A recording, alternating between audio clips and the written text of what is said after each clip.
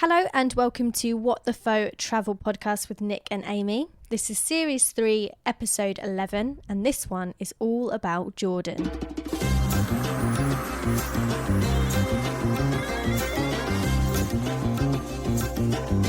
Hello everyone, welcome along to the show. We're going to be talking about our little Middle Eastern adventure in Jordan. And it's going to be a bit more of an upbeat episode compared to the last one, which was about Egypt. But the thing that's not upbeat is this is our penultimate episode of the series. Oh my goodness. This series has gone really quickly, hasn't it? It really has. But, I mean, you guys know we're travelling right now, so we've got loads more stuff coming. So, of course, there will be Series 4. Spoiler there. So we are currently in northeast Brazil, just for a little update, and just to update you that we are safe, just in case you were wondering, because we're in a place called Fortaleza, and there's a bit of a political uprising that's going on at the moment. Actually, the day before we arrived, there were some terror attacks in the area of Fortaleza. So Fortaleza is the capital of the state of Ceará. And yeah, there's some things that have been going on. So a new president has been inaugurated in the last few days, and he's called Bolsonaro. And the area's just been made a lot safer because they have deployed 300 troops in this area just to kind of tackle the criminal violence that's going on. And this is all because the prison authorities in the state have blocked mobile phone signals inside the jails. And so obviously the prisoners are not happy. And they've also ended a policy of separating inmates by their gang affiliation. So, which I don't know, I'm not sure if that's a smart move, to be honest, because, you know, if they're with their gangs inside the prisons, that's going to be safer, surely. Yeah, or does it just encourage the gangs to stick together? And does it contribute more to gang crime and violence? I don't know, but basically this new president is really cracking down on gangs and criminals and violence. And in the short term, there's going to be a bit of a backlash. So, yeah, there's a few things going on in Brazil at the moment, but I'm sure it will all settle down. And like you said, Amy, we are safe. We're fine. Yeah, and just to give you a little bit more background, so Bolsonaro, as most presidents really, it's almost 50-50 of whether people like him or not. You know, some people voted for him because it was a slightly better option than the other person, because their voting here is a bit different. So they have two sections of voting. So the first one, you can vote for anyone who is up for election, but then the second round of voting, there's only two that go through to the next round. So yeah, that's the way they vote here. But Bolsonaro is known of saying a few racist comments, apparently, and he's quite misogynistic. So, you know, pros and cons. Yeah, well, some people love him, some people hate him. And I'm sure, you know, the comparison's been thrown around with him and Trump. But still, with Trump, there's people that hate him. But he's got a lot of fans. But that's what happens with these politicians. They are divisive. Yeah, so that's our mini update. That's where we are and how things are going. But yeah, we're safe. So don't worry about that. The podcast will still be coming. Okay, so in this Jordan episode, we are going to be talking about Amman, the capital city, the Dead Sea, Petra, Wadi Rum, the desert, Wadi Musa. We're going to be talking about the food, Mansaf, and the culture of Wasda, which we'll explain to you later. And finally, of course, we're going to have a game. And today our game is Amman, I feel like a woman. All right, shout outs, here we go. We heard from Chloe and Scott, also known as We Keep Moving on Instagram. They said that we are keeping them going on long bus journeys in South America. We're also in South America, so we might see you guys soon. Let us know if you want to be friends.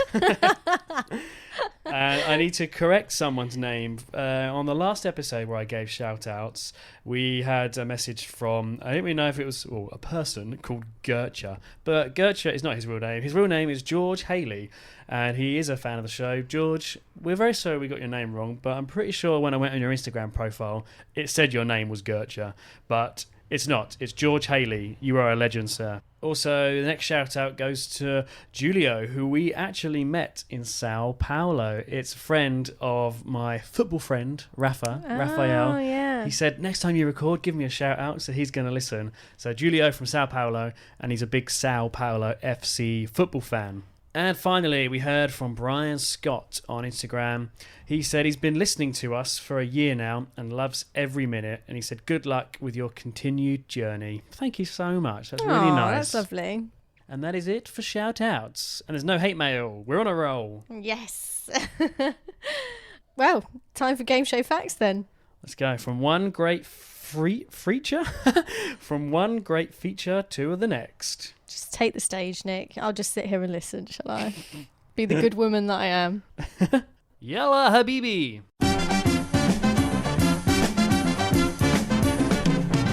Officially the Hashemite Kingdom of Jordan.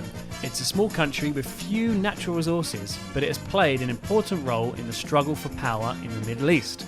Jordan's significance results partly from its strategic location at the crossroads of what Christians, Jews and Muslims call the Holy Land.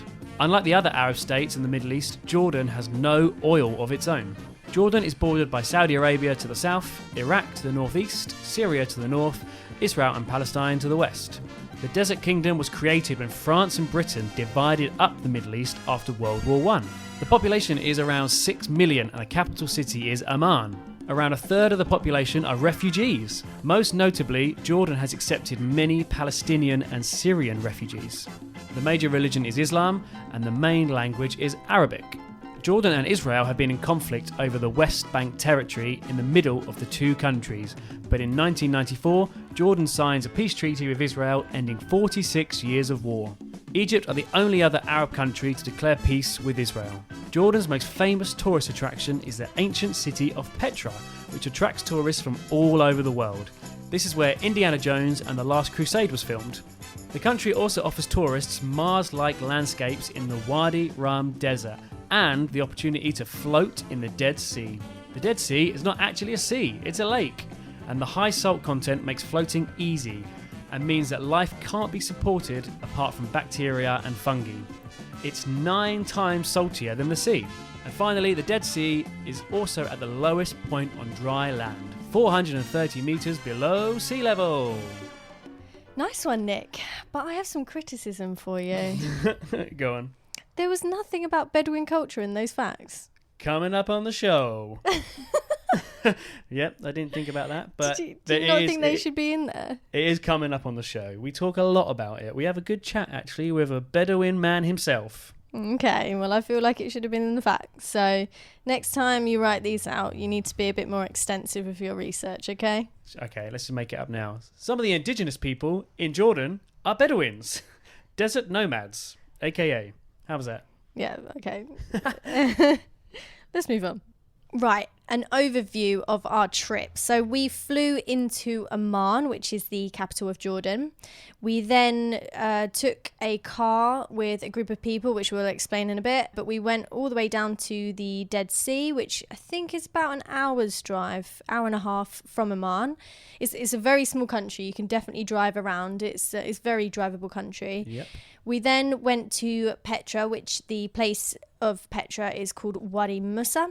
We then drove to the desert of Wadi Rum, and then actually from there we went into Israel, but we travelled up Israel and back into Jordan at the top, so we went back to Amman. So we kind of took a full circle. And actually, so some of you may know that we are making videos of our trips, not only podcasts now, and this was definitely my favourite video to edit. Because it was really good to watch. Really enjoyed it. Yeah, like it was just so nice and just brought back so many nice memories because we really loved Jordan. We met some fantastic people there. I know we say that a lot, but we really, really did. And we had such a good time. So yeah, it was so nice to edit that. And if you do want to see that video, you can check it out on our Patreon.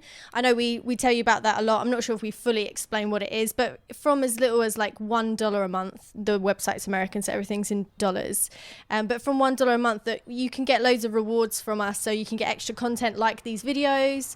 But then we also do little things like we'll send you a postcard once a month from where we are. You know, there are lots of little things like that. So it's definitely worth checking out, guys. Yeah, by being a patron, you get something back. We're not just taking your money. But we're kind of doing that. No, I'm joking. So our Jordan trip didn't start off on the best foot, did it? Because we had to get from the airport to our Airbnb, and we normally do that by Uber. Didn't work out, did it? No, so we didn't actually know this until we'd got in the Uber, but Uber's actually illegal. Well, it is and it isn't. There's a few weird policies and laws with it, but effectively we shouldn't be using it. But we didn't know that because the app was working, so we assumed we could use it. I'd actually say just avoid Uber, taxis, as long as they put the meter on. Taxis are actually pretty cheap. Yeah. Okay, so our Jordan trip, it started in Amman, but this time round in the city, we didn't actually see any of it. We were there for a couple of days to relax after our traumatic time in Egypt. And we were doing some work. Well, yeah, we did some podcast work. And then through the Couchsurfing app, we managed to speak to a few other travellers who had arranged a private car to take us to the Dead Sea and then to Petra. So that was really lucky we got to meet up with them guys and split the cost because, as we'll explain through this episode, Jordan's not very good for public transport. We believe there is a bus from Amman to Petra, but you can't book it and you have to get up really early and you can't guarantee a seat. So private cars are the best way. So if you can speak to other travellers and join in and chip in for private cars, that's the best way to do it. So, and they're actually very affordable, aren't they? So it was effectively a day trip, what we did, going all the way down to Petra, or Wadi Musa, the place where Petra is. But I think we paid 20 Jordanian dinar each for a whole day's tour and getting to seeing the Dead Sea and then getting down to where we needed to be. Yeah, I think it's a really good price. Full day driving, 20 Jordanian dinar is about £20. So maybe around like 25 or 30 US dollars each for a full day, Dead Sea, and to get to Petra. Brilliant. So that worked out really well. So we'll talk about Amman later. And then we arrived at the Dead Sea. Now, as Nick said in his game show facts, it's not actually a sea. It's a lake, isn't it? We've been lied to. We have. So the Dead Sea actually goes in between Israel and Jordan. So you can see it from both sides. Online, before we went, I looked at a lot of reviews like asking which side's better. And it's pretty 50-50, to be honest. But from the photos, I'd actually say the Israeli side looks more beautiful. Yeah, I think that's actually where more people do go in the Dead Sea. I think the resorts there are bigger. Yeah, so we can't actually clarify that because we didn't go on the Israeli side, but from the Jordan side, it was absolutely awesome, wasn't it? Like, it was one of those, well, it was on my bucket list. It was definitely one of those bucket list things that you need to tick off. You see so many people in videos floating and they look really shocked. You're like, oh my God, like, yeah, that looks really cool. But when you actually do it, it really shocks you, doesn't it? Yeah, the feeling is amazing. I can't really describe it. You try to kind of swim like you normally would swim in the sea, but you can't because you're just floating and bobbing on the top. And when you like lie on your back, you can relax and read a newspaper or whatever. But your feet, you try to keep your feet beneath you, but you can't. They just keep popping up to the surface. It's a very strange feeling. Everyone has to try it, basically. So if you're actually not too sure what the Dead Sea is, it's a lake that is just incredibly salty.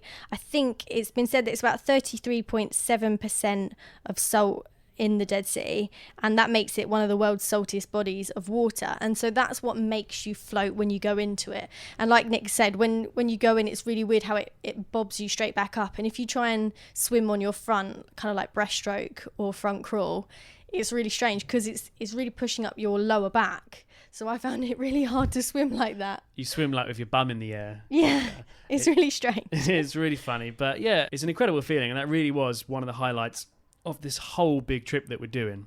Yeah, and so if you're wondering, is this a free thing? Can I just go myself because it's a beach? That's kind of how we assumed.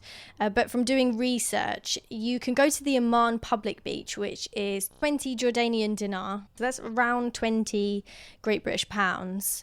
Or you can get a day pass onto there. And we've heard that place has showers and changing rooms and things like that.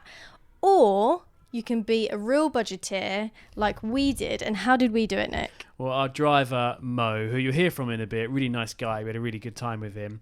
He just stopped at the side of the road on like this cliff. And we're thinking, what are we doing? And he said, right, this is where we're getting into the sea. So we just climbed down this cliff. In flip-flops. Yeah, in flip-flops. But we got in for free. But a top tip, if you are going to do that, bring a big bottle, almost like a big tank of water, what you get in like water coolers and stuff like that. Bring that with you because you'll need to shower yourself off afterwards. You'll have to get the salt off, which is what we did. Like Mo knew, he's done it before. He knew we'd have to bring a load of water. And it was just a fantastic thing that we did for free. So it was brilliant. Yeah, and also another top tip, if you are doing that, is make sure you get some of the mud. You need to smother it over yourself, let it dry in the sun, and then go back into the water and wash it off, because some people say it has healing qualities. I mean, you can believe that or you're not. I mean, I think they say a lot of skin diseases it helps, psoriasis and things like that. So I don't know if that actually works, but I do know it did make me look 10 years younger. And I also know that it absolutely stank. Yeah, it did actually. And the water really stings, doesn't it, Nick? Oh, if you get that water, obviously because it's so salty, if you get that water in your eye, it is horrible. So then I had to get the bottle of water to wash it out. So yeah, try not to get your face or your hair wet, because if you get your hair wet, it will drip into your eyes. And that's what happened with me. But yeah, not great. But apart from that, really, really good day. I loved it. So much fun. Yeah, real bucket list stuff. All right, so continuing on our road trip towards Petra, we had a good chat with our driver, Mo, and we just wanted to ask him a few questions about the culture and the religion in Jordan. Let's say 92% are Muslims, 6% are Christians, both Orthodox and Catholic. Protestant are really minimal minority of Christians. And the rest, the 2%, most of them, they are Druze. Druze, it's a different religion than Islam, but it's close to it. And do you think, I know you said majority are Muslim, but do you think all the religions live together quite peacefully in Jordan? Yes, because this is the choice of the government. The government is fighting against the extremist people from, let's say, from the Muslim part. And at the end, as a result, they are living in peace together. But I don't know, is that because of the people themselves, or the government is pushing them to live together peacefully? Yeah. And what is life like for a woman here? Like, can women drive? Can they vote? I don't know. How strict is it? Okay. By the government laws, women are equal to men. That's the government and the constitution of Jordan. Both women and men are same and are equal. But because of the traditions and because of the religion, especially Islam, people are not applying this so much. I mean, the women are more suppressed than the men, or they are suppressed by the men in the family, in their families. And but it's like the women, if they are lucky and they were born for a relatively open-minded family, then they can have a job, they study, they drive. But let's say minimum, majority 99% they go to school. Yes, there are some people, they not allowing the women to go to the universities, but those are like a minority. A majority, they allow their women to work and to go to the university. Probably they control her dress code, yes. But I mean, in Jordan, the women's situation comparing to the other Islamic countries is not that extreme. I think it's not that extreme comparing to Pakistan, to Afghanistan, to even to Egypt. And it really depends on the social level you live, or you are Christian or Muslim, because Christian women, they are more lucky in Jordan, because they can wear whatever they want, and that's still even Christian women, they cannot have boyfriends and then they bring them to their parents, and that's not accepted in the Middle East culture. What the government says and what the people really think is really different. You can see the Soviet Union culture was like religion-free country, right? They were not promoting for the religion in the Soviet Union. And the Soviet Union collapsed in 1990. And now you can go and you can see the Soviet countries, including Russia, the majority are religious and they go to the churches.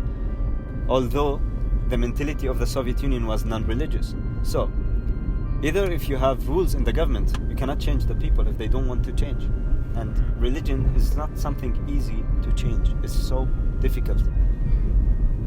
And then just finally for me, for a tourist woman, how should she dress? Does she have to always cover her shoulders and knees, or? Okay, she needs to be smart.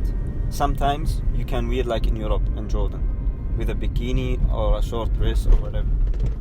Depends on the situation. There is no rule for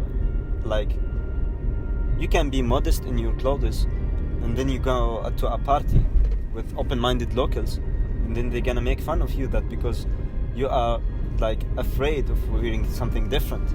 At the same time, you can wear short dress and stuff, and then you go to a local village, and then the people, they're gonna harass you. But let's say minimum in Jordan, I don't think that physical harassment is common. Maybe the people, they look, they stare, they catcall, but it's not common to touch women. Even if the dress was extreme for the locals, I don't think that they touch it. That's what I think, and she needs to be smart. Being modest is more secure and safe, but that's not easy. For example, if she wants to swim, she wants to be free in a party to wear whatever, that's different. I think she needs to be smart and to read the situation and to behave according to the situation. There is no single rule for everything. That does not exist, and that includes other countries, not only Jordan. There we go. That was our tour guide, Mo. I would say I agree with him there, where it's in terms of tourist females and how you dress, you need to judge it by the situation.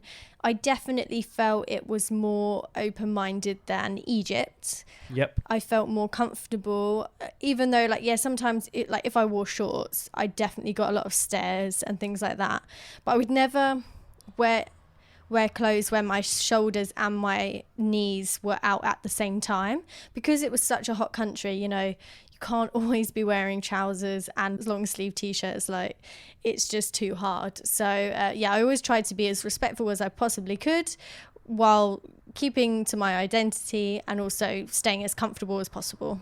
Absolutely. And it's easy for men, because the truth is we could pretty much wear what we want. All right, it's not a place you'd walk around with your top off, a bit like in England. As soon as there's a little bit of sun, you see people walk around with their tops off.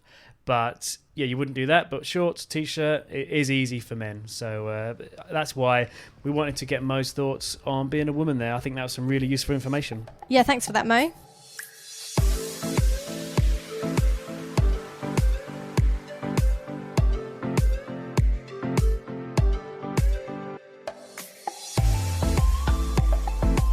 So after one of our best days for a long time, after Egypt, we arrived in Wadi Musa. Now, this is the home of Petra. And we met up with our couch surfing hosts while we were there, Injad and Arkan. They are two brothers. They are Bedouins and local guys who run some apartments there, and they're called VP apartments, Value Place Apartments. But alongside that, they have a traditional Bedouin tent out the front, where it's kind of like a lounge where they hang out. A bit, if you don't know about Jordanian culture, then you might be akin to Moroccan culture. So there's a lot of rugs everywhere, shisha pipes. It looks really cool. So they had that outside, and that's where we stayed. Yeah, he lets couch surfers just sleep in the tent, which is pretty cool. So we met up with those guys. We're going to explain more about the stuff we got up to with them. But as we are in Wadi Musa, the home of Petra, let's talk about Petra. So if you guys don't actually know what Petra is, I'm sure you've all seen the pictures. You probably do know what it is, but in case you don't, then it's a historical and archaeological city in southern Jordan. It has amazing buildings carved into the cliffs, and it was the set for the film Indiana Jones and the Last Crusade. That's what I said in my game show facts. So, like I said, you've probably all seen the pictures. Luckily, Injad, one of the brothers we were staying with, he is actually an archaeologist, and he can explain more about Petra. Well, simply, Petra is the capital of the Nabatean Kingdom. The Nabatean Kingdom is like a big, not that huge like America states, but it's like a big at that time.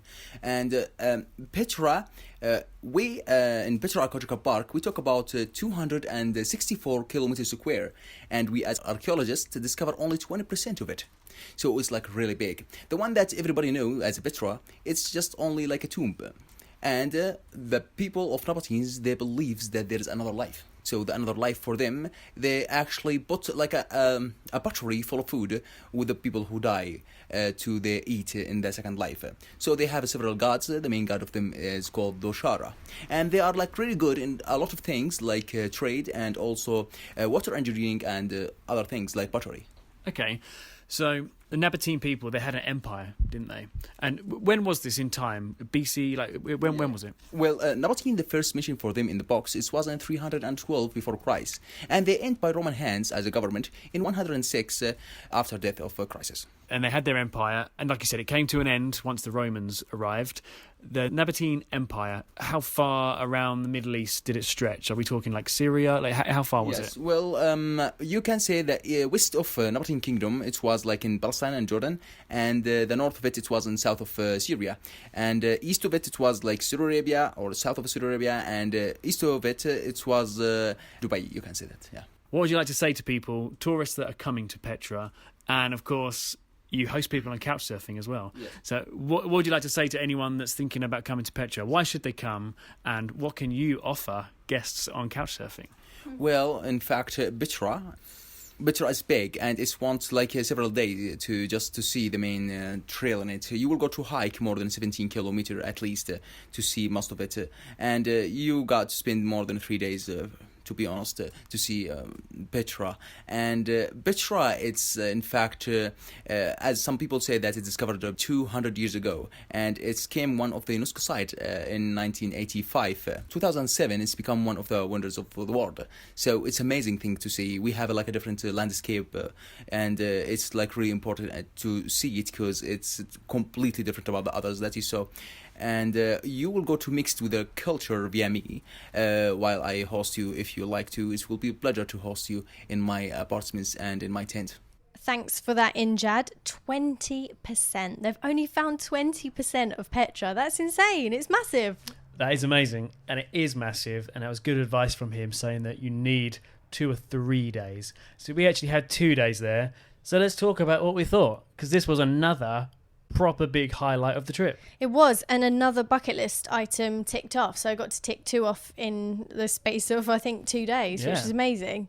Yeah, it's absolutely mind-blowing. So when you arrive, you've got a good 2 to 3 kilometre walk through kind of cave landscape, which is a bit like that film, if you've seen it, 127 Hours. I think it was one of the Franco brothers, wasn't it? Yeah, James Franco. Yeah. So he was, and it's a true story, he was walking through canyons, I believe in America, and he fell and his arm got stuck and he ended up, oh, actually, should I spoiler? Spoiler, he ended up cutting off his arm. Yeah, everyone knows the story. There's a book of it, Between a Rock and a Hard Place is what the book's called. But it does look like that landscape. Even the walk to Petra was quite amazing. Yeah, so there's like 2 to 3 kilometres of walk before you see the treasury. Now that's the place that you see in everybody's picture that looks really cool. It's the main reason why people go. Yeah. So yeah, that's the treasury. But just a little tip on the way there, you'll see a lot of people who Jack Sparrows. You'll see a lot of Jack Sparrows. That's correct. Now these Jack Sparrows are pretending to be indigenous people, and you'll be able to spot them. And we're calling them Jack Sparrow because they've got the black eyeliner on, and they look a bit piratey. Yeah, they do. And they all have horses. But on that first 2 to 3 kilometre walk, especially, they are going to try every trick under the sun to get you to give them money. So they'll tell you that you can get a horse ride or a camel ride for free. It's included in your ticket. It's not included in your ticket. Yeah. Luckily, we didn't fall for this because Injad, our host, told us about it. But yeah, it's not included in your ticket. And at the end of the ride, they will then force you to give them money. So make sure you stay clear of those guys. They'll also do some tricks inside as well, where if you pay them some money, they'll take you the quick route round and get you the best pictures and things like that. And I'm sure you'll get a good picture out of it. I mean, it's your decision if you want to do it. We didn't do it, so we don't know if the trick ever gets dangerous or anything like that. But just a heads up, there's some trickery going on. Yeah, and you can easily get a map of Petra, so just get a map and just do it yourself. Like, okay, if you want to pay for a guide, fine, but it's easy to do by yourself. Yeah, and that's what you've paid for. You've paid for your entry to walk around. It's a place, if you like hiking, then I would recommend you do 3 days plus. I mean, we don't hate hiking, we don't absolutely love it. We enjoy a good walk, so we did 2 days and we thought that was perfect. Yeah, that was enough for us. So the first day was a big one. Like you said, we saw the treasury, which is the main money shot. We then did, and it is a long walk. Like, yeah, you have to be up for a hike. Although there are donkeys and horses available, but they don't look like they're treated very well. So I'm not keen on, people paying for donkeys, but I guess you can do what you want. But we walked all the way to the end of the main trail, which takes you to the monastery. Is that right? Yeah. Which, that's not the famous one, but that's actually bigger. Yeah, it's really strange. I don't know why it's not more famous, actually, because it's absolutely massive. It's 50 metres wide and 45 metres tall. So, yeah, very big. Yeah, very impressive. And there's not many tourists there, because the first one is really hard to get a good picture because there are so many people. But they're the monastery, not many people there. It's because people don't want to walk the main trail. Well, yeah, that's very true, I admit. And it is a bit of a hike, especially in the desert sun, but just come prepared with plenty of water and you'll be fine. I enjoyed it. So that was our first day at Petra. We saw the 2 main sites and did a lot of walking. And then the next day we came back because we wanted to get the shot of the treasury from above. And we've seen this on social media, we've seen it online. It's a really famous picture and it does look pretty good, doesn't it? It really does. And like we said, with these indigenous group or tribes that are there, they tell you that from when you're standing at the treasury, they can take you up about like a 10-minute walk if you pay them some money, and then you can get that picture. I'm not sure if that's true. Like we said, we didn't go with that. We actually walked the way that the map told us, and I'd say it was probably an hour and 15 walk. I think so, something like that, yeah. But it was so much better than the main trail. The main trail is obviously really busy. These truckloads of tours come through, ploughing people into the site. And it is really big. So, it's not that crowded where you're shoulder to shoulder or anything like that. But the main trail is very busy. And the second day when we went up to the treasury, it was such a beautiful day. I'd say we probably saw about 25 tourists in total on our hour and 15 walk. Yeah. And it was just so nice. And it was much better quality than the main trail as well, like all the steps on the way up, and there was loads of animals running around, and it was really cute. It was a really, really lovely walk. Yeah, and you see some amazing views of like everywhere we walked on the first day because we're up really high, and yet we got the money shot from above, and that was really good. So, but for us, that was 2 days that we were happy with. We thought we'd seen everything, but if you want to, you can go walking off in all different directions, and you'll see kind of little versions of the monastery and the treasury, what you think of Petra. You can see little versions of them carved into rocks all over the place. They're just not as well maintained. But you could really explore for 3 days, maybe more if you wanted to. It's quite an impressive site. It really is, and it was one that took my breath away. I think out of all of the bucket list items, you might hype it up and you think, oh, am I going to really love it when I get there? Like for me, for example, in Egypt, when we got to the pyramids, I was like, oh yeah, like they look cool. But when I arrived in Petra, I was blown away. And because it's such a nice walk when you arrive there as well, because the caves kind of hide it a little bit and then you see the edge of it. And then the more you walk, it just opens up and you're like, wow, this place is stunning. Yeah, it was special. So another real highlight. And while it's in my head, I've got a great tip for you guys because I've thought about paying to get into Petra. Before you get to Jordan, buy the Jordan Pass. You can go online and do it. And what it is, for one ticket, one price, that's your visa for the country. It's also your entry into Petra, and you can choose how many times you want to enter. And it also gets you in to around 40 other attractions around the country. And it's around, I think it was 75 Jordanian dinar, around £75. But you get all that included in it. And you save a hell of a lot of money because I think just Petra on its own, you'd be paying at least £50 to get into. So you get your visa and entrance to other places as well. So go online and get the Jordan Pass. Yeah, we worked out we saved 100 Great British pounds each from buying that pass. Come on, that's pretty good. Yeah, and it's just a barcode on your phone, so they'll be able to scan you in as you go through. And in case you're wondering as well, visa for foreigners into the country is about 40 Great British pounds. So you've already made your money back if you get your visa into the country, which you have to do, and then Petra as well. So yeah, you've already made your money back. Go Jordan Pass. So that was really good. So moving on from Petra, while we were staying with Injad and Arkan, they very kindly invited us round for dinner, like for a traditional meal, around their mum's house, which was great.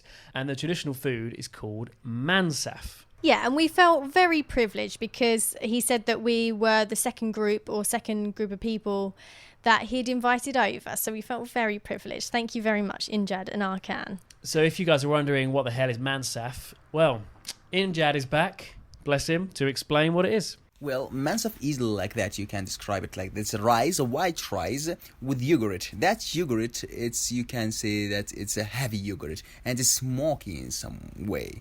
And also, we bought on it a chicken or maybe meat. It depends. And we bought peanuts on it. And well, easy like that with a meat.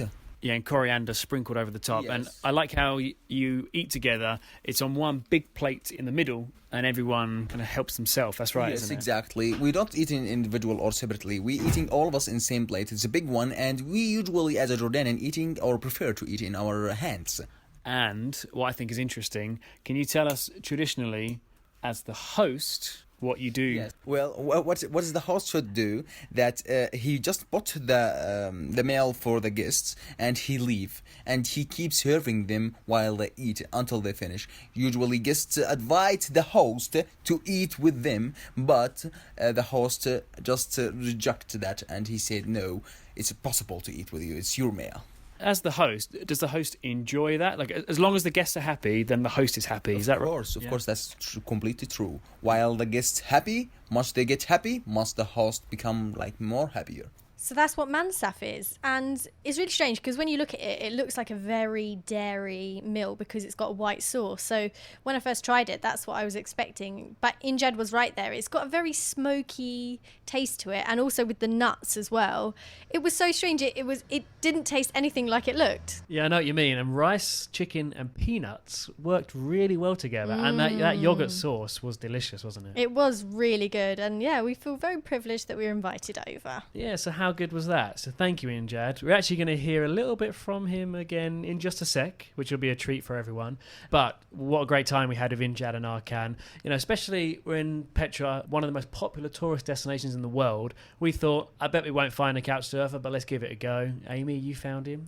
I You've did, done very yeah. well. And what a good time we had with him and his brother Arkan.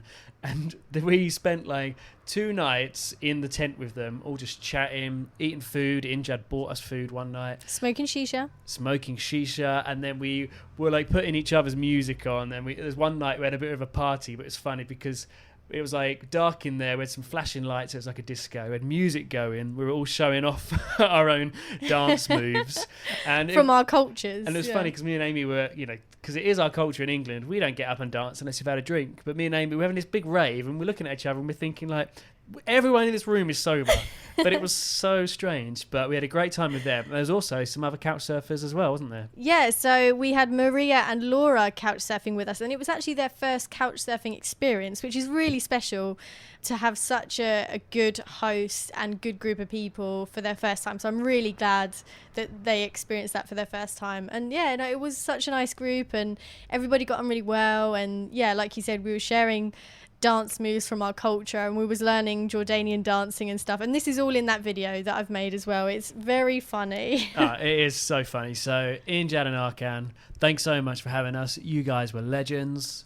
So we'll leave Injad now and we're moving on to the next part of our trip, but before we do, this is a treat for everyone. You could hear Injad and his friend Shuja singing.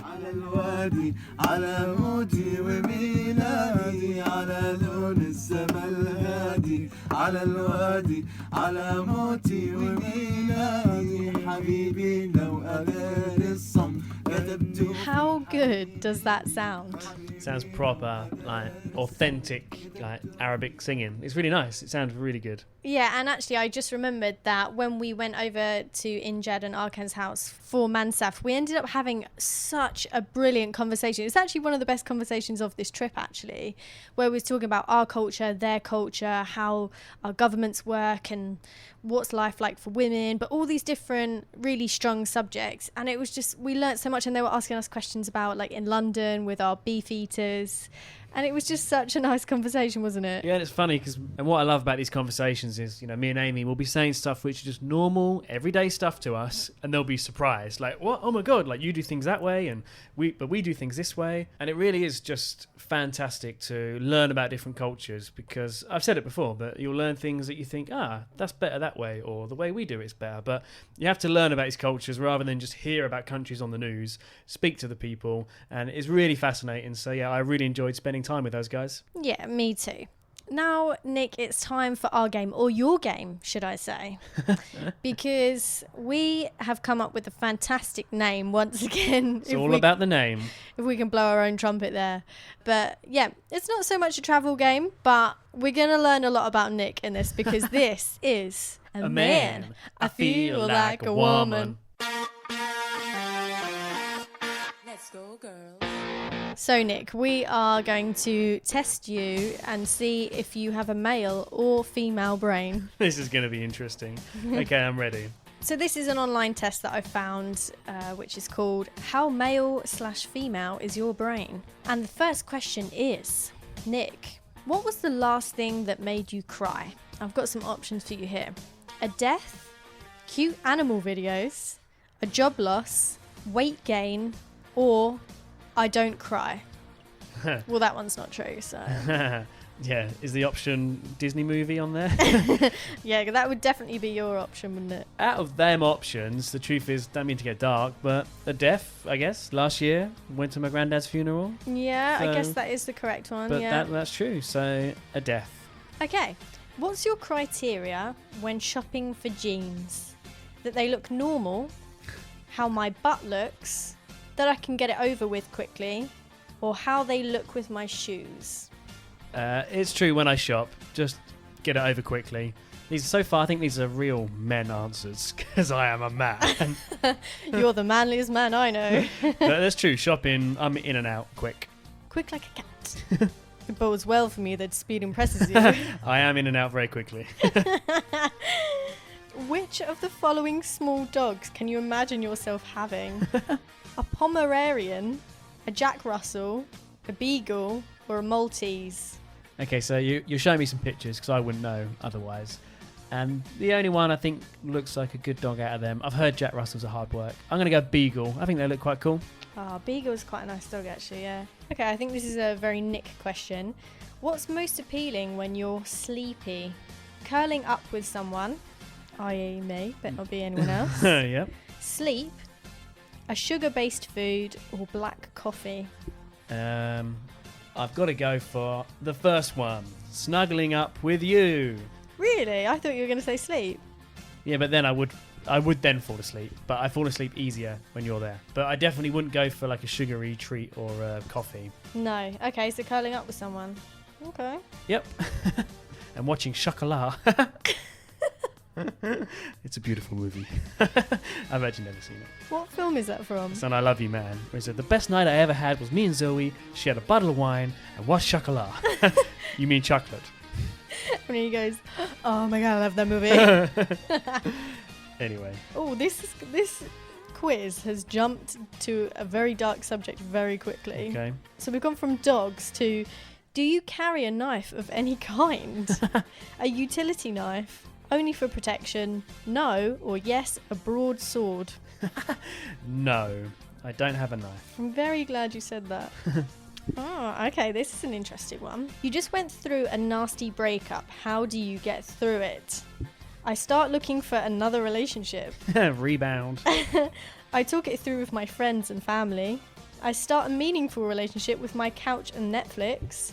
Or the quickest way to get over someone is to get under someone else. Okay, that's the rebound. So what? The options are relationship. Okay, so this is all about me. This sounds really bad, but well, not in the last 10 years. I haven't really had a breakup which is affecting me that badly that I've had to get over. I don't think I've ever had one like that. Yeah, but put yourself in the situation. Imagine right now I'm like, Nick, I hate you. I hate you. I hate you. I don't want to be with you anymore. This podcast is utter crap and I don't ever want to talk to you again. What would you do? So, I don't know. I'm not feeling strongly about all four of those ones because I guess the one a lot of people, especially blokes, would say is the fourth one, which is just like the best way to get over someone is to get under someone way. But I think what I'd honestly do is, if we broke up, I'd probably just travel on my own for a bit and just get on with things. You can't make up answers. Have space to myself. I'm saying what I would do. I don't think any of them is... I think you would just like lay on the couch and watch Netflix. I was just going to say, out of them four, yeah, I'd start a meaningful relationship with my couch and Netflix. I'd just chill. Yeah, I would just chill out. There we go. You better not be sleeping with other people, Nick. If you do, I'm coming after you. I'll get you. Okay, this is another Nick question. You're introduced to 10 new people at a party. How many names do you remember? I can answer that. 0. Whenever someone tells me their name, I don't even try to listen. It literally goes in one ear and out the other. Well, not literally, but, I can... yeah, none. Ah, okay. When you're in a bar, how do you get someone's attention? It's about eye contact and body position. Smile. Make the terrifying approach and start talking. Smile. What kind of smile would it be out of interest? So by your face now, some creepy one that everyone would run away from. How many times a year would you say you get seriously moody? More than 12, 8 to 12, 4 to 8, or 1 to 4? I never get moody. 1 to 4. Yeah, I don't know. It's either that or I never get moody. Yeah, I can still get moody. I was moody the other day because I was hungry. Oh yeah, that's true. And you I don't know. Let's not go into it now. I was telling you all day I was hungry, but you weren't listening. But if you were hungry, we'd go straight to a restaurant. Anyway, 1 to 4. I had stuff to do, okay? This isn't a question, it's just one word. Mistakes, ... were made, are best avoided, are a part of life. Mistakes? What are those? No, everyone can make a mistake. Part of life. Very grown up of you, Nick. Well we done. are not perfect, and that is what makes us human. You're perfect to me. Your imperfections are perfect to me. Okay, you're having the perfect meal. What's on your plate? Something fresh and seasonal, something sweet, something bleeding. I'd have to see my options first. Not very good choices then. Alright, I don't want to make it purposely too manly. Let's go for something fresh and seasonal. Okay, last question. Where would you most like to see your name? On the cover of a book? After president? On the back of a professional sports jersey? On the cover of a magazine? Or in a history book? In a history book. I'm going down in history as the goddamn greatest podcaster there ever was. Really? I'm really surprised you said that. Yeah, well, I like football, but I've never particularly wanted to be a sports person. Let's go for that. I think it's better to go down in history. Okay, I have your result in front of me, Nick. What percentage man am I? What do you think? Do you think you're more manly or more female? I think by some of them questions and the answers I gave, I think it's going to be like 60% man, 40% woman. You're pretty much bang on the money. Yeah. You're 67% male and 33% female. Okay, interesting. We all have a feminine side, don't we? Well, obviously you do because you're a female. Yeah. But we all have a bit of both, don't we? I reckon if you took that test, I think it'd be the same result. It probably would. It says you have a primarily male mind, and while it comes with strengths, it also comes with deficits. Concentrate on empathy and not buying ugly shoes. That's very weird advice. Wow, this website knows me so well. So there we go. That's Amman. I feel like a woman. Now that the game's finished, we are going to finish the rest of the show. So we're going to be talking about the Wadi Rum desert and the Jeep tour that we did there. And we're also going to talk about Amman, the capital city, where we went to the Citadel and went to a great hummus place that we'll tell you about. And we'll mark it out of 10 like we always do at the end. So, Wadi Rum desert. Nick, go.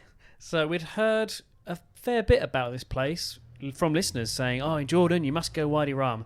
And I had heard of it before, but I wasn't really too sure what it was. Not like Petra. We all know we've heard about Petra. But this place took me by surprise. And I'm so glad we went. So, yeah, we got a private car from Wadi Musa, or Petra, to the Wadi Rum desert. And we stayed at a place called the Martian Camp. This place, the whole desert, it's amazing. It's like landscape I've never seen before. It looked like the surface of Mars. And in fact, that is exactly where they filmed the Matt Damon film, The Martian.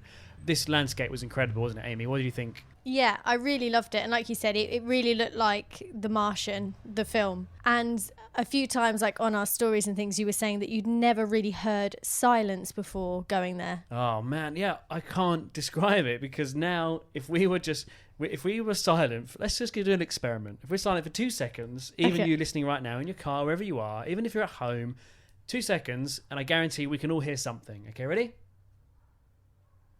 I could hear a dog in the distance. Yeah, a dog car. and the humming of the car. So what I mean, in our lives, there is always noise. But I've never experienced that sort of silence before. It was amazing, wasn't it? It was really strange because, yeah, it's like someone's put you in a bubble. It felt really weird, actually, but really nice and like an awesome place to go do like yoga or meditation or something. I'm sure one of the camps has done that. Actually, I did some yoga in our camp tent, didn't I?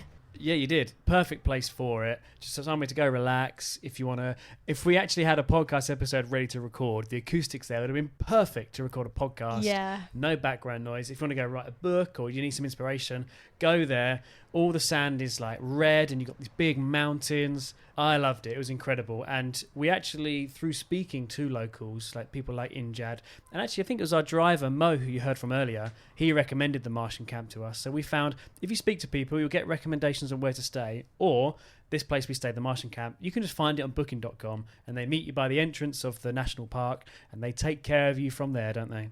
Yeah, and you've just reminded me about a massive part of Jordanian culture, which is called Wasda. Yeah. Now, this is like a whole system where everybody uses who they know. So, for example, we knew Mo because he was our tour guide and driving us to Petra, and we explained that we wanted to go to the Wadi Rum desert, and he was like, I know someone who's done a camp there. I went there myself. It was really good. I'd recommend it. Here's the number. And they always pass people on. If you ask anything of anyone, they'll go, don't worry, I have a friend that does that, and they'll ring their friend and then they'll sort it out for you. They don't really use the internet how we do, and they find it really strange that if I need to know something like the train times, for example, the first thing I would do is ask Google. But in their culture, they go, my mate works at the train station, I'll give him a call. And they ring them, and then that's how they get their answer. But it's so cool because it just makes the whole world go round. But when we was talking to our friends there, like couch surfing hosts and etc., they were saying, I'm not actually sure if it is that good, because if you think about it, the best person isn't always getting the job or the work or whatever. So say somebody's trying to get into university, and then their uncle, for example, knows the guy who runs the university, but he might not have the grades, but he still gets in over someone who does have the grades. So, there's pros and cons to it, but that's how Jordan kind of circulates, and it's called Wasda. Yeah, and I like the socialness of it. It gets people talking because, yeah, like you said, if someone asks me a question, I just Google it. I don't talk to my friends. If I rung my friend and didn't text them, they'd be thinking, are you okay? What's wrong? Like, why are you calling? Is it an emergency? Yeah, it's really strange. And this came out of that really good conversation I told you about that we had with our couchsurfing host, like the best conversation of the trip, really. And they just thought it was so bizarre that our first thing would be to ask a computer. And actually, I kind of see where they're coming from. I totally agree. And it's only when you have these conversations with people you realise how strange your own culture is. And we actually use Wasda ourselves. So Shuja, who you heard singing earlier with Injad, he works a part of the tourist industry and he is a driver as well. So we asked him to take us to the airport when we finished our trip in Amman. And so we texted him and used Wasda and he picked us up and it was great. But he's very cool as well, because I just need to tell people this.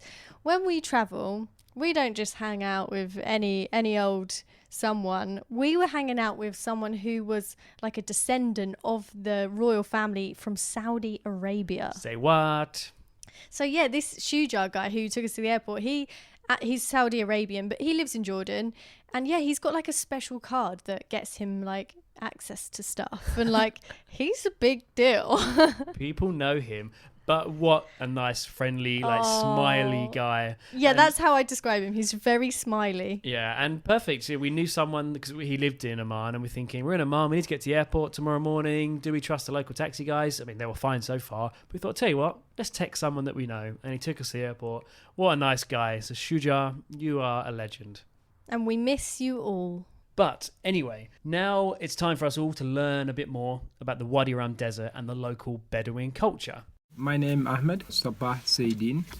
I mean, also funny story with my name actually, because Ahmed it means thank God, and my father name Sabah it means morning, and my last family it's called Saidin, that mean happy. And Okay. if you explain it like thank God for happy morning. That was Ahmed, who owns the Martian camp. We asked, what exactly is Wadi Rum? For me, actually, Wadi Rum, it's everything. Like my kingdom, like my life. But originally, like Wadi Rum, it's 120 kilo square of desert between Jordan and the Saudi Arabia border. Wadi Rum, it's kind of different style of desert because you can see huge mountain, sand dunes, and now it's natural park, famous in the world actually. A lot of people from all the world come to visit. People came here for two reasons: enjoy the desert as well as silent and get away from the busy life city and stuff like this, and in the same time to see the Bedouin culture, the people who's living in the desert. We call them Bedouin, that's us. And the meaning of Bedouin, that's kind of nomad. So when tourists come to your camp, what can you offer them? To stay here, you have Bedouin tent, and we serve for people Bedouin food cooked by our hand. And also in the extra thing, we do activity that's you can try camel riding, they can drive around with the car and show them all the desert and see all the sight of the beautiful area.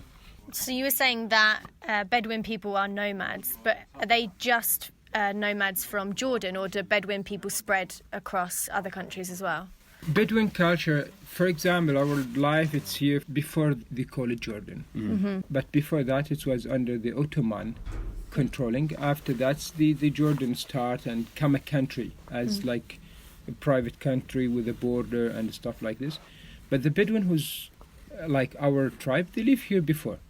And actually Bedouin, they have a trip, and all the Bedouin come originally from Saudi Arabia, but that's you talk about 500 or something years ago, and the moving from there because as Saudi Arabia, it's not like a green country as for example Jordan, Palestine, or somehow north of Africa, and the Bedouin run away from the kind of dry area from the desert there to find. That's actually the reason why the Bedouin moving, because sometimes people they know Bedouin move but they didn't know why.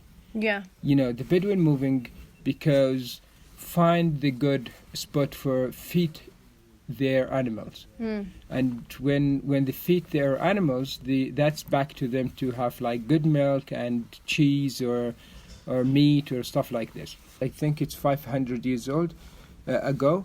They're traveling from Saudi Arabia. They do a two trip and moving from Saudi Arabia through Jordan, Palestine, Sinai, all the way down to Tunisia. Oh, wow. Yeah, To Tunisia. and that's why you find the Bedouin everywhere. That's how the Bedouin start. But all of them, as a background, it's belong. You will find because we work as a tribe, and each tribe it's passing more than 10,000, 30,000 person, and people live because in that time, Bedouin there is no rules in the desert. If you're strong, that's you're still alive. That's why people they have for example the family they have a lot of children. I mean the small family in desert in Bedouin. I mean you talk about 13, 15 kids. Yeah. Well, Wow. And actually that's the reason, mostly reason for Bedouin who's married for example other wife next 2 wife 3 wife, Okay. because they need more children to make as a group as army to save the tribe and save his goat and his animals, because if you're weak you lose in the desert. You're not alive anymore. Yeah. Yeah, but now we live in safe country, and this culture it's not anymore, especially the weak, the strong eat the weak. Like there is rules and there is government, and even the way for the marriage it's get different. Like people now start married just one and have less kids. So how many brothers and sisters do you have? For me, 15. Yeah, 15. Wow. But I'm lucky because we have one mom. Wow. So are you the oldest or the youngest? I'm in the middle. In the middle. Wow. Yeah. Wow. Okay. Something you said earlier, you said just a minute ago about, you live in a safe country. We're in the Middle East. People out there, they want to know the answer to this question. Is Jordan a safe country?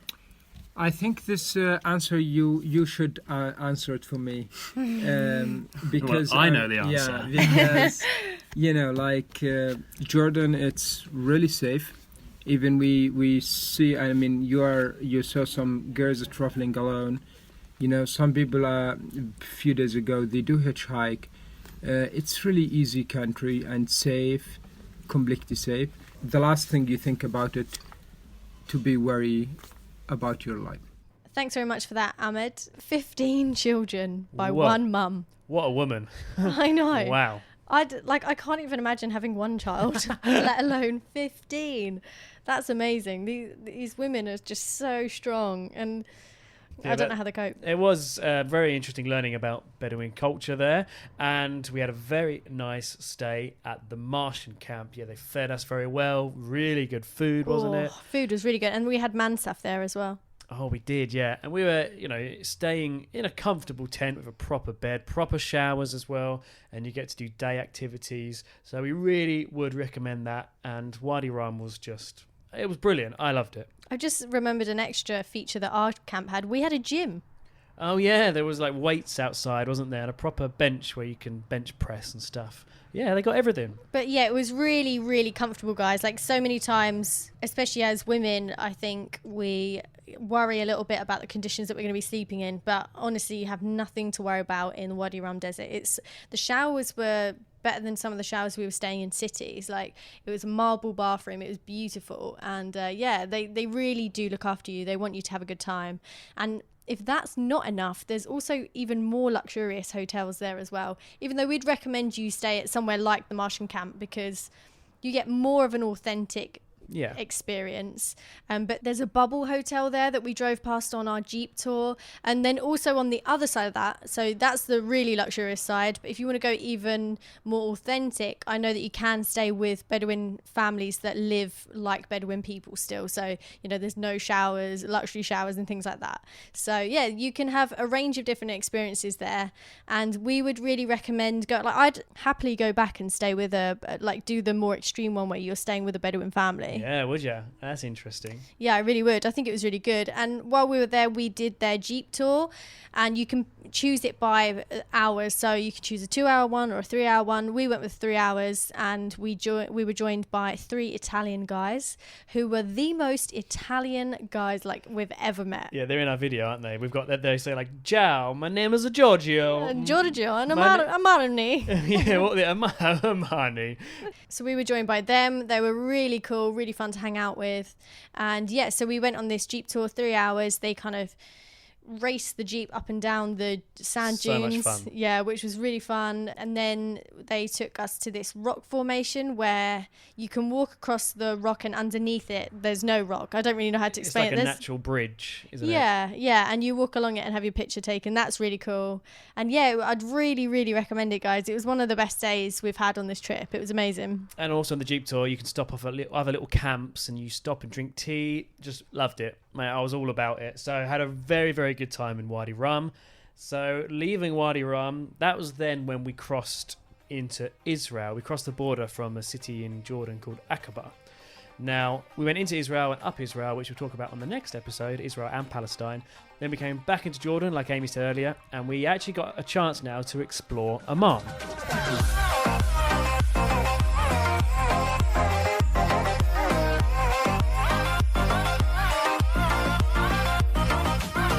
And we saw the Citadel. It's like some ancient Roman ruins. And we went to a proper good restaurant, which we'll talk about in a second. But apart from that, it didn't really seem like there's much else to do. I'd say a day, max 2 in Amman. it didn't really seem like there was anything too special about it. You think that's fair? Yeah, and we kept saying that we were on an accidental Roman tour, really, because everywhere we went on this trip so far, you know, Cyprus, Greece, Jordan, there's all got Roman ruins. So definitely by that point we were a bit like, oh, okay, cool, it's another pillar, whatever. Yeah, I'm glad we're now in South America. No Roman ruins here. They didn't make it this far, did they? So yeah, while you're there, you know, go. It was also included in our Jordan pass, so we didn't have to pay to get in. Yes. And also talking about the Wadi Rum desert, because it's a national park, you pay around 5 Jordanian dinar to get in. But again, that was included in our Jordanian pass. So that was another £5 that we saved. So let's talk about this restaurant we went to. Oh, yeah. So this restaurant's called Hashem, and we found it on a blog, quite a few blogs actually, because people kind of rave about it. It's very... Well, I'd say it's very local, and it's just got good food, you know. It's just one of those places. It's not about appearances, it's about the food. Yep. They've got tons of tables. It looks like a small restaurant, and then the more you walk in, more rooms open up. And it was hard to find a table, and there was a good 100 tables there. Yeah, and what I liked was it was pretty much half full of tourists and half full of locals. So obviously tourists know about it. Obviously we found it on a blog, like you just said. But locals still go there because it's proper good food. And the waiter, he could tell we were foreigners, so rather than try and talk in different languages, he just said, like, sit there basically, I'll get you the full spread. And he brought out hummus and all these different dips, baba ganoush, breads and falafels and chips. Yeah, chips. So it was very good service. He brought us exactly what we wanted. We had loads of food, too much food. We took some home for later, and we paid, it was about £7 each, I remember. What was it? So I thought it was £7 together. No, yes, it was £7 each. So, you know, not the cheapest meal ever, but actually to get a full meal, it was proper good, and we took some home. I think that's pretty decent. Yeah, it was really good. We'd definitely recommend it. So that restaurant was called Hashem. That's Hashem. And it's kind of in the centre. I think we got a taxi there for like £2, and we were driving for quite a while. Taxis are quite cheap there. Make sure they put the meter on, as always. Exactly. I'm glad you mentioned that, because as long as they put the meter on, actually getting around Amman was very cheap in taxis, because, again, public transport just doesn't seem to exist. So I think taxi is the best way to get around. But, yeah, like you said, put that meter on. Now, that was our Jordan trip. So, Nick, we need to mark it out of 10.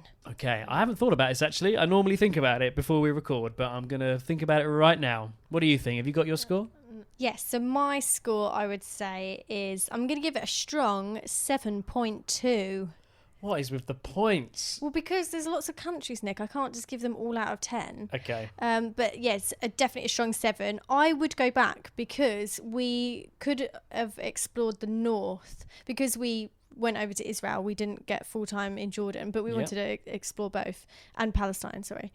And so yeah, I'm going to give it a strong 7.2. I want to go to the north because I know it's a lot greener up there, and you can do some hikes and things like that.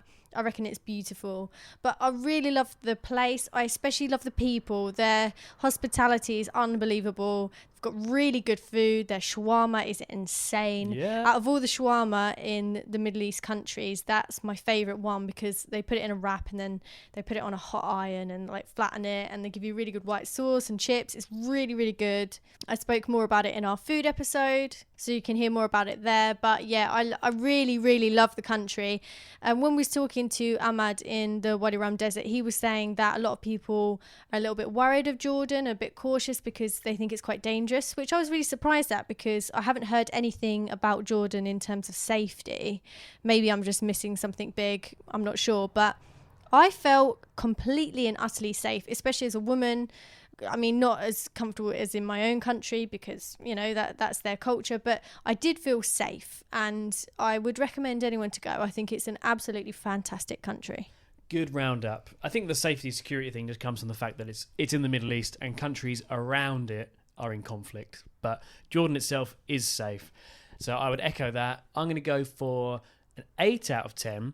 In terms of like the attractions, like Petra, Dead Sea and Wadi Rum, in terms of just attractions for what travellers want, it gets a 10 out of 10. Like, those attractions are amazing. That's so true. But then what brings it down to an 8 is I feel like places away from those attractions, maybe like Amman, I wasn't really that keen on. So then I kind of averages out at a strong 8 out of 10, which is bloody good. I'm going to bump mine up to a 7.6 That means nothing. from How what did you just said. How did you get to 0.2, 7.2? But yeah, I think it's got what travellers want. If you want adventure, go for it. And it all comes in quite a small package.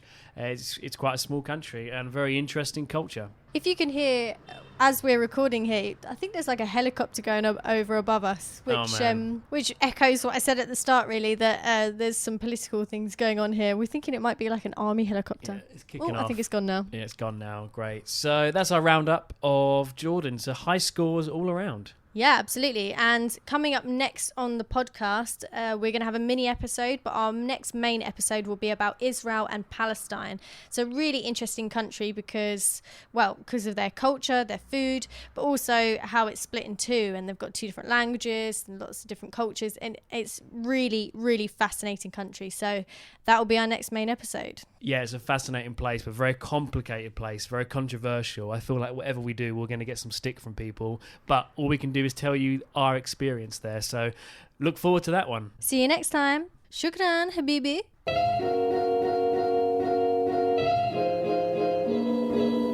Don't forget, you can get in touch with the show. You can email us at whatthefopodcast@gmail.com.